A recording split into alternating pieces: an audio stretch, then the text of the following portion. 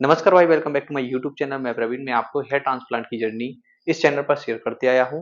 और hair transplant का आज मैं डिटेल में चर्चा करने वाला हूं कि आखिर मैंने अपना हेयर ट्रांसप्लांट कराया था तो इसमें कितने टाइप की क्वेश्चंस बनते हैं, कितनी चीजें होती हैं हमारे सामने जो हमें क्लियर करनी होती हैं। तो पहले की मेरी कंडीशन देखिए कि आखिर मेरा इतना ज्यादा एरिया बॉल्ड हो गया था, तो इतने ज्यादा ज्यादा एरिया में मेरा हेयर फॉल हो चुका था, ये वाला एरिया पूरा। ठीक है, तो यहाँ से मैंने टेम्पल को नहीं बनाया क्योंकि डॉक्टर ने बताया था कि इसकी रिक्वायरमेंट नहीं है, इसको ऐसे आना चाहिए। और बाकी हेयर लाइन ये जो पूरी थी इसको पूरा कवर कराया गया। ठीक है, तो इसमें देखिए कि मेरी जो जर्नी है, तो मैंने फर्स्ट वीडियो में मैं ऐसा दिख रहा था। इसके बाद 6 महीने बाद ये मेरी कंडीशन हो गई थी, तो मैंने वो पिक दिखाई है। और बाकी अभी मेरा 2 साल कंप्लीट हो चुका है, तो 2 साल में आप देखिए कि मेरे बालों की कंडीशन क्या है। ठीक है, आपके सामने दोनों चीजों के प्रूफ हैं। ठीक है, अब इसमें आगे बढ़ते हैं। तो क्या होता है कि जो हेयर फॉल होता है, जो मेल का मतलब जो मेल्स का हेयर फॉल होता है, फीमेल का अलग रहता है पैटर्न। और जो मेल का होता है तो मेल का ये है। ठीक है, तो इसमें ग्रेड में दिया होता है, तो ग्रेड फर्स्ट है, ग्रेड सेकंड है, ग्रेड थर्ड है, ये सारे ग्रेड हमने बता दिए कि इस ग्रेड में आपका हेयर फॉल यदि होता है। तो हम आज जो ग्रेड थर्ड है, जो मेरा ग्रेड था, तो उस पर आज हम बात करने वाले इस वाले ग्रेड पर। ठीक है, तो इस ग्रेड पर यदि आप देखोगे कि कितना खर्चा आता है, तो इसके बारे में हम बात करने वाले हैं। तो जैसे कि थर्ड ग्रेड होता है, थर्ड ग्रेड में आप कंपैरिजन कर लीजिए कि आपका कितना हेयर फॉल हो चुका था। जैसे कि यहाँ पर देखो मेरी हेयर लाइन इस टाइप से बनाई गई है। ठीक है, इस वाले एरिया को कवर किया गया है। ठीक है, इसमें क्या खर्चा आता है, तो लगभग 78,000 रुपए के समथिंग खर्च आएगा। यदि आपको डिटेल में पूरा खर्च जानना है तो आप मुझे मैसेज करिए, मैंने व्हाट्सएप नंबर स्क्रीन पर दे के रखा है। इस नंबर पर आप हमें मैसेज करिए, तो मैं आपको आपका पूरा एक एक चीज का कॉस्ट बता दूंगा। जैसे इसमें 3,000 ग्राफ्ट आ रहे हैं, तो वो कैसे आ रहे हैं, इस क्वेश्चन को हम क्लियर करेंगे। ब्लड टेस्ट में कौन कौन सी रिपोर्ट्स होती हैं, कितना खर्चा आता है, और 6 डेज की मेडिसिन क्यों खानी होती है, 3 PRP क्यों लेनी होती है, 6 मंथ की मेडिसिन हमें खानी होती है।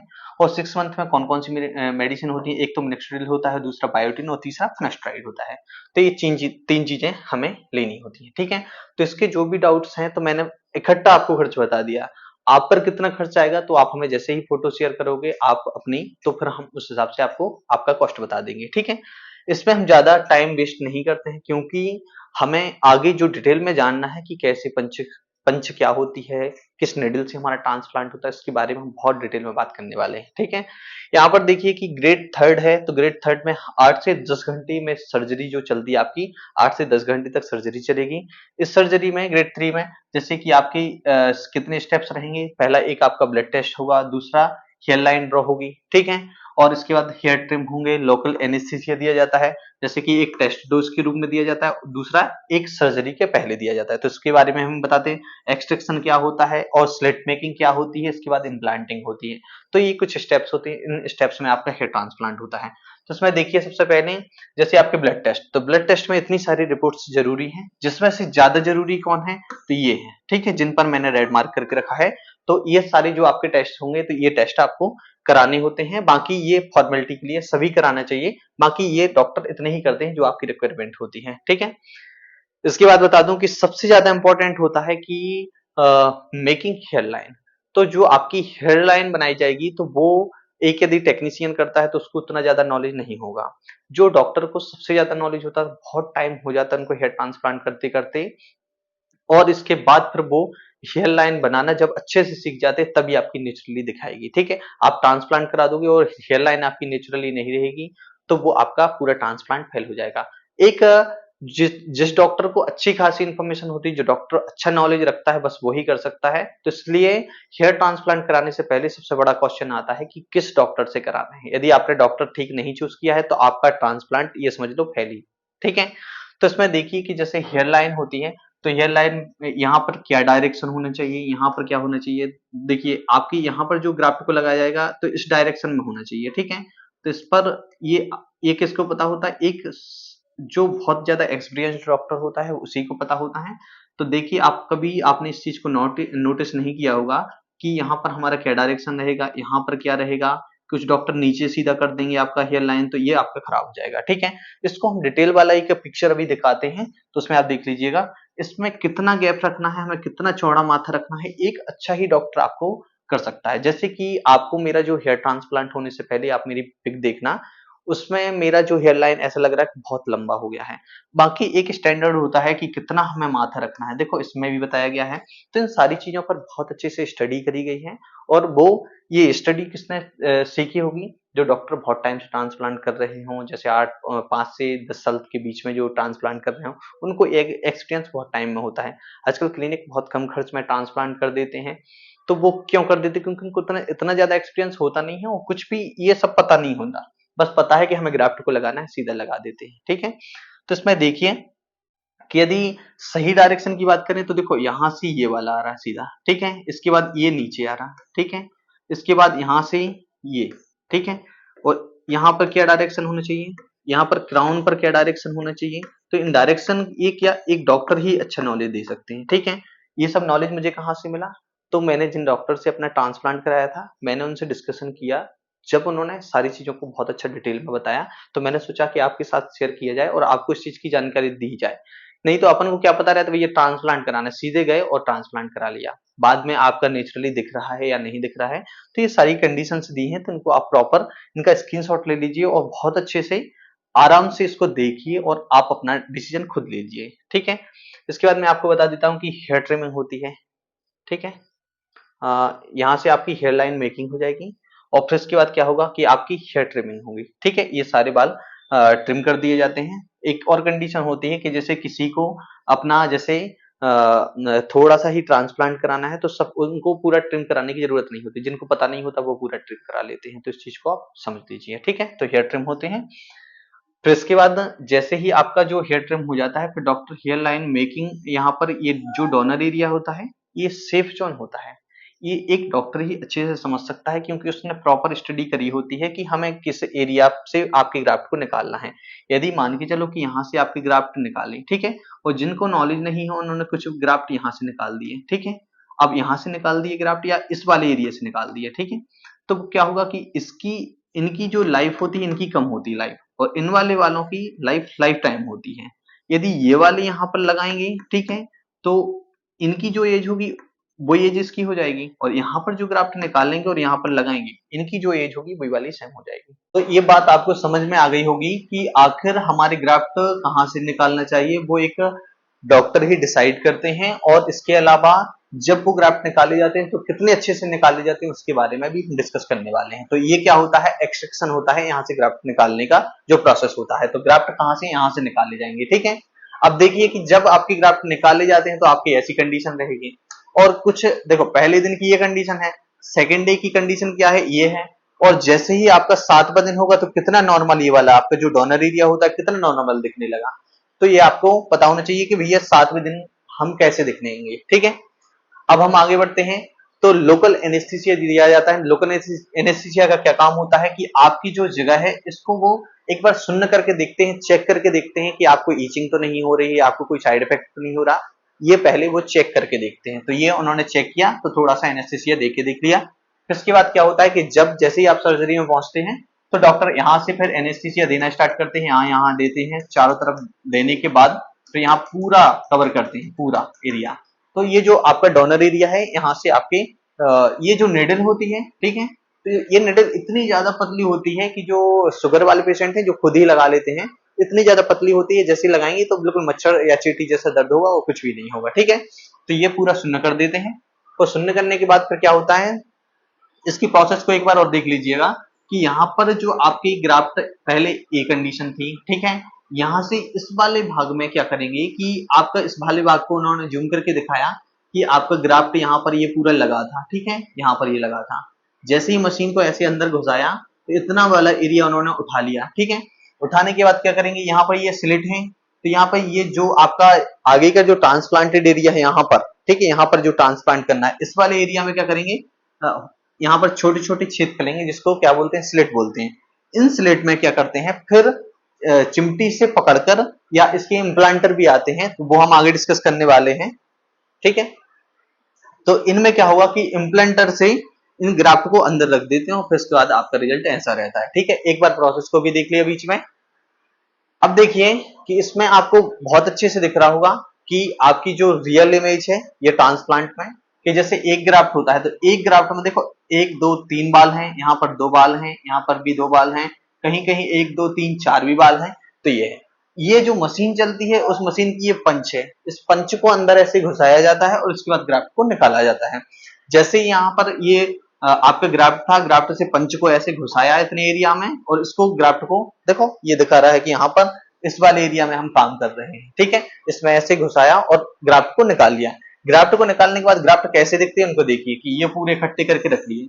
मैंने एक रियल सर्जरी की फोटो ली है, ठीक है। तो यहाँ पर देखिए एक ग्राफ्ट में ये 3 बाल दिख रहे हैं, 2 बाल दिख रहे हैं, यहाँ पर 4 दिख रहे हैं, तो ये अलग अलग है। तो इनको अलग अलग कलेक्ट कर लिया जाता है। कहां पर हमें किस ग्राफ्ट को लगाना है वो भी डॉक्टर के हाथ में ही होता है कि आखिर हमें पेशेंट को आगे सिंगल सिंगल हेयर को लगाना है, फिर इसके बाद डबल डबल को लगाना है, फिर इसके बाद ट्रिपल ट्रिपल को लगाना है और 4 बालों को लगाना है। तो वो डॉक्टर डिसाइड करते हैं कि हमें किस तरीके से करना। आप यदि कहीं सस्ती सर्जरी कराते हो तो डॉक्टर पूरा निकालेंगे और स्लिट बना के सब रख देंगे, बस बात खत्म, ठीक है। तो इस चीज को आपको ध्यान देना है। इसके बाद देखिए ये जो मशीन होती है, इस मशीन से आपके ग्राफ्ट को निकाला जाता है। जो पंच दिख रही थी ये पंच, अब पंच के होल भी अलग अलग होते हैं। इसका अलग है, इसका अलग है, इसका अलग है, इसका अलग है। तो ये सभी अलग अलग काम करते हैं। और जो आपकी ग्राफ्ट को निकाला जाता है तो देखो सर्जरी के बाद आपका ये जो डोनर एरिया है वो देखो कैसे दिख रहा है। तो ऐसे आपका डोनर एरिया दिखता है। तो इसमें देखिए कि आखिर आपके लिए कौन सी पंच ठीक होगी। तो इस पंच के बारे में जैसे ही आप क्लिनिक को डिसाइड करोगे कि कौन सी क्लिनिक किस पंच का यूज कर रही है और किस टेक्निक से आपका ट्रांसप्लांट कर रही है, वो आपसे डिस्कस करेगी और आपको उस चीज की क्लियर जानकारी देगी। जैसे कि मैंने जहां से कराया था तो उन्होंने मुझे सारी चीजें क्लियर बताई थी, इसलिए मैं आपको इतना नॉलेज क्यों शेयर कर पा रहा हूँ, क्योंकि डॉक्टर ने मुझे सारी चीजें बता चुका है, ठीक है। अब इसके बाद देखिए कि पंच कितने टाइप की आती हैं। तो ये है एक पंच, एक ये वाली पंच है, एक ये है, एक ये है, एक ये है, एक ये है। तो हमें कौन सी ज्यादा अच्छी होती है, तो आप जैसे ही हमें मैसेज करोगे तो या कॉल करोगे, हमसे बात करोगे तो हम डिस्कस कर लेंगे कि आखिर आपके लिए कौन सी पंच ठीक होगी, हमें किस पंच से आपका ट्रांसप्लांट कराना हुआ। यदि आप हमारे सामने आते हो और हम आपका डोनर एरिया देखते हैं, हम तो डॉक्टर नहीं बन रहे, वैसे डॉक्टर आपका जब जैसे डोनर एरिया देखेंगे तो आपका ग्राफ्ट में जैसे एक ग्राफ्ट ये लगा हुआ, दूसरा ग्राफ्ट इतने दूर है, तो हमें किस पंच का इस्तेमाल करना है कि ताकि यहां से सीधा अंदर जाए, इस वाले ग्राफ्ट को डैमेज ना करें, तो वो डॉक्टर डिसाइड करते हैं, ठीक है। तो उस हिसाब से आपका पूरा प्री प्लान किया जाएगा। इसके बाद ही सर्जरी डायरेक्ट मुंह उठा के नहीं की जाती, पहले इस पर डिस्कस किया जाता है, ठीक है। अब देखिए यहाँ पर जैसे कि पहले ग्राफ्ट को निकाल के अलग से रख लिया है, रखने के बाद अब स्लिट बनानी होती है, तो यहाँ पर क्या करेंगे डॉक्टर, स्लिट बनाएंगे। अब डॉक्टर किस एंगल में घुसाएंगे उसको, जो पिन होती है यहाँ पे ये सुई है, इसको किस डायरेक्शन में घुसाएंगे और कितनी साइज में घुसाएंगे और कितने गैप से घुसाएंगे, तो इस पर डॉक्टर पर डिपेंड करता है कि आखिर वो कितने एक्सपीरियंस है, उनको कितना पता है, कितना नॉलेज है, ठीक है। जैसे आपका जैसे यहाँ पे क्या डायरेक्शन होता है, अभी हमने डायरेक्शन को सीखा था कि यहाँ पर डायरेक्शन ऐसे कुछ होते हैं, ठीक है। यहाँ पर तो इस डायरेक्शन में घुसाएंगे, कितना ज्यादा एंगल बनाएंगे और कितना कम बनाएंगे, वो जैसे आपने जैसे मेरा रिजल्ट देखा, ठीक है, आपको कितना नेचुरल दिख रहा है और कितना हटके दिख रहा है, तो वो किसकी बदौलत है, वो डॉक्टर की बदौलत है। यदि वो इस स्लिट को मेरा ऐसा बना देते तो वो सारे बाल आगे गिर जाते, मैं कंघी कितनी भी करता मेरी ठीक नहीं होती, ठीक है। तो ये डॉक्टर पे भी डिपेंड करता है। तो मैंने आपको नॉलेज के लिए बता दिया कि इस चीज पर भी फोकस करना है। तो ये एक सस्ता वाला ट्रांसप्लांट है, ठीक है। यदि हम बात करें तो ये वाली जो सफायर ब्लेड का आपने नाम सुना होगा, सफायर ब्लेड आजकल लोग बहुत कम जानते हैं। तो जो सफायर ब्लेड होती है, इस ब्लेड में और इस ब्लेड में दोनों में क्या डिफरेंस होता है और इस वाली ब्लेड में क्या डिफरेंस होता है, तो इसके बारे में मैं आपको बता दूं कि जैसे ही आपको बहुत सारे होल किए जाते हैं, बिल्कुल रेगुलर करते जाते बहुत सारे किए जाते हैं।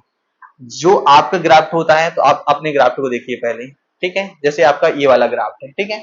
इस ग्राफ्ट में देखिए कि इसके चारों तरफ क्या है, इसमें भी स्किन का पार्ट है, मतलब कि इसमें टिश्यूज हैं, ठीक है। अब देखिए यहाँ पर कि आपकी जो स्लिट बनाई जाएंगी, यहाँ पर एक होल किया जाएगा, ठीक है। उस होल में यदि आपकी ग्राफ्ट को अंदर घुसाया जाएगा, अंदर घुसाने के बाद वो उतने स्किन को अलग करके वो ऐसे थोड़ा चौड़ा हो जाएगा। वो जैसे ही होगा तो वो उस जगह पर खुरदरा दिखेगा। तो इसी चीज को खत्म करने के लिए इन्होंने सफायर ब्लेड का इस्तेमाल करना शुरू किया। ये सफायर ब्लेड कुछ इस तरीके से कट्स बनाती है ताकि जो आपका ग्राफ्ट लगे और उसके साथ जो डेड स्किन हो वो ज्यादा एरिया को कवर ना करे, और आपकी जो डैमेज रेशियो है, मतलब स्किन आपकी जैसे अभी दिख रही है नॉर्मल, ऐसी बिल्कुल चिकनी स्किन दिख रही है, तो वो ऐसी नहीं दिखेगी, वो खुरदरी दिखेगी जैसे वहां पर किसी ने बहुत ज्यादा हलचल कर दी हो। तो इस बारे में हमें सोचना चाहिए और समझना चाहिए कि यदि हम ट्रांसप्लांट कराते हो और ट्रांसप्लांट के टाइम पर अगर हमें इस चीज का नॉलेज नहीं है तो इस चीज का भी नॉलेज रखना चाहिए। जैसे मैंने अपना ट्रांसप्लांट सुई से कराया था, मेरा सफायर ब्लेड से नहीं हुआ था, फिर भी अच्छा ट्रांसप्लांट हुआ क्योंकि डॉक्टर को अच्छा खासा एक्सपीरियंस था। ठीक है, तो ये आपको बात में पूरी समझ में आ जाती है कि आखिर सफायर ब्लेड से हमें अपना ट्रांसप्लांट भी कराना चाहिए, और नॉर्मल निडल से कराना हो तो किसी अच्छे क्लिनिक में हो तो उससे नॉर्मल निडल से आप करा सकते हो। ठीक है, अब देखिए कि यहाँ पर और भी निडल्स आए हैं, तो जैसे कि यहाँ पर मल्टीपल होल्स बन जाते हैं, तो इस वाले निडल का इस्तेमाल कर सकते हैं। देखो इसमें इसका अलग सेरा है, इसका अलग है, इसका अलग है, इनका अलग है। ठीक है, अब जैसे अब आपको तो कुछ पता नहीं है, तो आपको क्या करना है कि इस वीडियो को सेव करके रख लेना है। ठीक है, और जैसे ही आप डॉक्टर के पास जाओ तो मैंने इसका स्क्रीनशॉट डाल दिया है। कभी आप इंटरनेट पे कहीं पे भी सर्च कर लेना, इतनी सारे ब्लेड्स का एक साथ कलेक्शन नहीं मिलेगा। ठीक है, तो इन पिक्चर्स को दिखाना है और उनको बताना है कि आप किससे करोगे।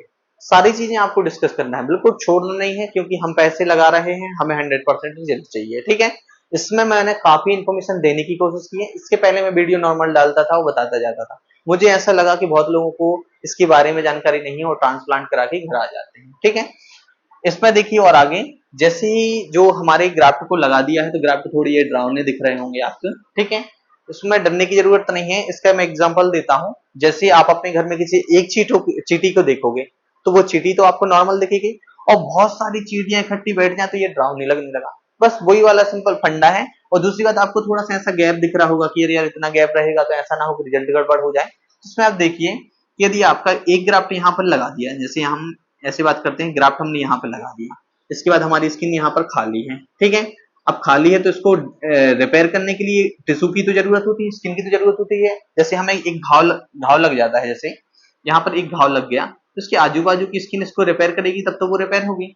यदि मान के चलो यहाँ पर एक ग्राफ्ट लगा दिया, यहाँ पर लगा दिया, यहाँ पर लगा दिया, बिल्कुल रेगुलर रेगुलर लगाते गए तो उसको रिपेयर करने के लिए जगह नहीं बचेगी, तो वो सारी जगह खराब हो जाएगी ना, है कि नहीं।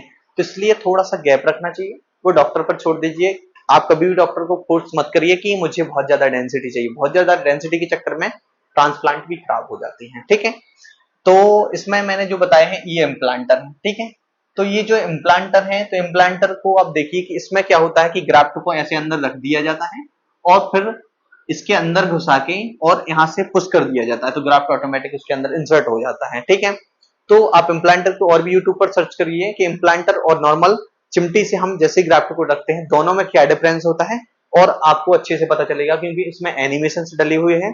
यदि मैं उनकी वीडियो सामने लेके आता शायद कॉपीराइट लग जाता, इसलिए मैंने सोचा कि मैं आपको बता दूं, आप सीधा सर्च कर लीजिएगा। ठीक है, तो मैंने पूरा डिस्कशन बता दिया कि आखिर क्या होता है। पहली कंडीशन ये थी सर्जरी कराने के पहले, और सर्जरी कराने के बाद ये कंडीशन थी। ठीक है, ये कंडीशन आपको दिख गई होगी, और यहाँ पर देखो कितना नॉर्मल दिख रहा है, बिल्कुल सर्जरी के तुरंत बाद की ये फोटो है। ठीक है, तो डरने की बिल्कुल जरूरत नहीं है। आपको इस वीडियो में काफी मैंने जानकारी दे दी है, इतनी जानकारी अभी तक आपको कभी भी किसी यूट्यूब चैनल पर नहीं मिली होगी। ठीक है, बहुत मेहनत से ये वीडियो बना है, तो वीडियो को आप लाइक करें, चैनल को सब्सक्राइब करें, दोस्तों को शेयर करें।